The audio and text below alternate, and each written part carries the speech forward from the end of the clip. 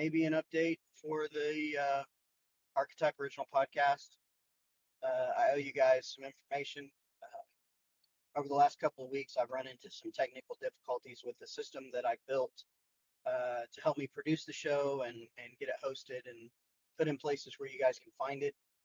So I took a beat here and got my stuff together, and it's almost there, and I feel pretty confident in how it is going. So it's time to start recording again, and I wanted to also give you an update there on what's going on.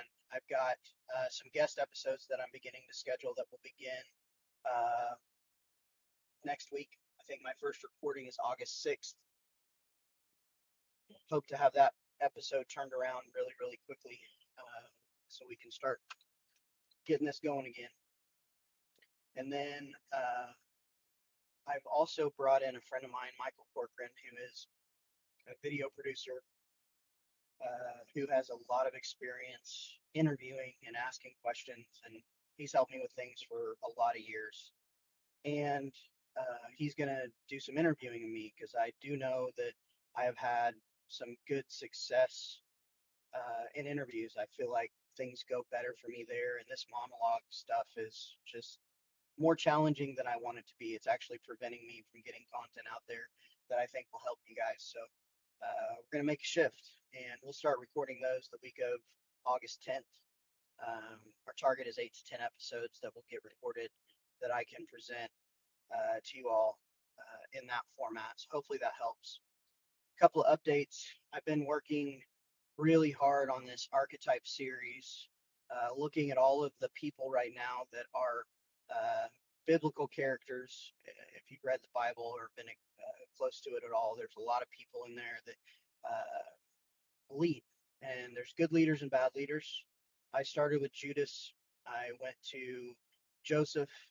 I did Saul, and those three blog posts are out there right now and are available to read. I think they're really helpful for anybody who reads them. It's not just preaching and sermon stuff, it's legitimately connecting things that are part of a really important book, however you perceive it, that talk about how people lead and the consequences of those actions. So I think it's something that's definitely worth checking out. I'm also working on a new podcast, or not podcast, a new journal series. I posted a video just a few days ago with Nick Saban sharing a transformation that he went through back in the late 90s from transactional leadership to transformational leadership. And I started researching how that connects to servant leadership, which is the model that I really believe in and I'm trying to build this business around. And it's been really, really interesting to me. And some of the things that I'm researching in it are not just football related, but leadership related, of course. And the idea of transactional leadership, where effectively somebody has something that you want, and as long as they are doing the thing in the way that you want them to do it, everything's fine. And I've experienced a lot of that in my career in so many different forms. And I'm sure you guys have too, if we're being honest. And I just don't think it's healthy. But Nick talked about he was coaching Michigan State at the time. They were getting ready to go play the Ohio State. They were 20-point underdogs. Ohio State was number one in the country.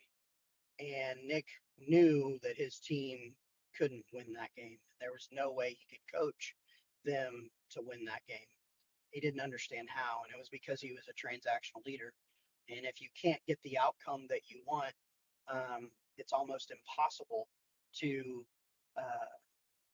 coach a team. You can't lead very well if you don't, as a transactional leader, if you don't know the outcome, if you can't get there, it becomes really, really challenging to lead in that way. So he picked up the phone and he called a psychiatrist that worked on campus for Michigan State. And the guy, and I have his name in the post that you'll be able to read. It's actually going to be a series of 5 to 7 posts that talk about all this. But the guy talked to him about the idea of you can't control the outcome of the game, especially against a team like the Ohio State at that point. There's not going to be a lot of things that you can control that are going to affect the actual outcome of the game. But what he asked him to focus on was every play, and every play lasts 4 to 6 seconds, and there's 50 to 70 plays in every football game. And if you can do your job and coach the play and make sure that the people, the players who are involved in that play are performing to the best of their ability, they're giving their best effort, they understand the assignment, uh, they know exactly what the expectations are for them, and they execute well. Even if you lose the play, the leadership that you have invested in these people is going to bring them forward, help them progress, help them get better as players and as humans. And maybe, just maybe, if you put together enough great plays, you can win the game. And Alabama ended up winning that game by 4 points. Again, 20-point underdogs. He shifted the way he focused his coaching to be about not the outcome of the game, the transaction that they were trying to accomplish, but the individual efforts and the team effort for every 4 to 6 seconds of live play during the course of that game. And it really, really spoke to me. But I wanted to press on it because transformational leadership is a well-worn path. It's been researched and studied, and there were some things about it that I didn't fully align with.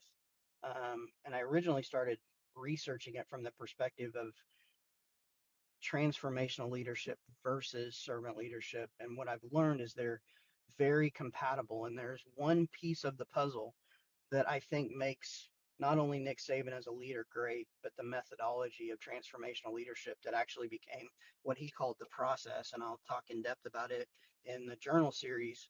Um, he brought care to the table. And you may look at from the outside in at this guy, and he's always angry and loud and things like that. But one thing I realized as I researched the story is his players still call him today. These are guys that have won championships 15, 20, 25 years ago, and they still call this man when they need help, when they need to get clarity on a topic. And that tells me something. That tells me that it was more than just trying to push them to win a championship. He was truly investing in them, helping them become better men. And the impact of that, I think, has had a huge impact on all these guys' lives. Not wasn't perfect. There's guys that have had significant life failures that were under Nick's leadership. That's one outcome that he can't control. But what he could do is control how he was investing these people every day in practice, in the game. Uh, and for me, it came back to care. At the end of the day, I think this guy really cared about his people. He wanted to see them get better, not just on the field, but off the field. And that is something that I couldn't love anymore. I mean, it's who I am. It's who I always have been. It's the stories that I have tried to tell in my writing, and hope to get better at communicating to you all on video.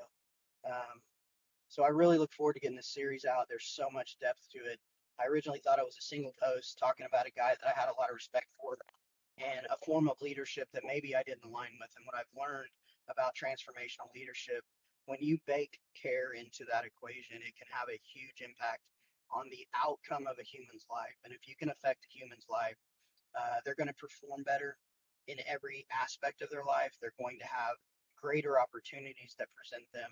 And if we take that out of the context of investing in people just as part of your life, but as part of your organization or even in your own family, seeing them get better and progress is going to make the entity that you're leading get better. And if the entity that you're leading gets better, we know what comes from that real legitimate progress that can change the outcome of not only the business itself, but you as the leader, and even have an impact on your community. So again, I'm really excited about that series and where it's headed.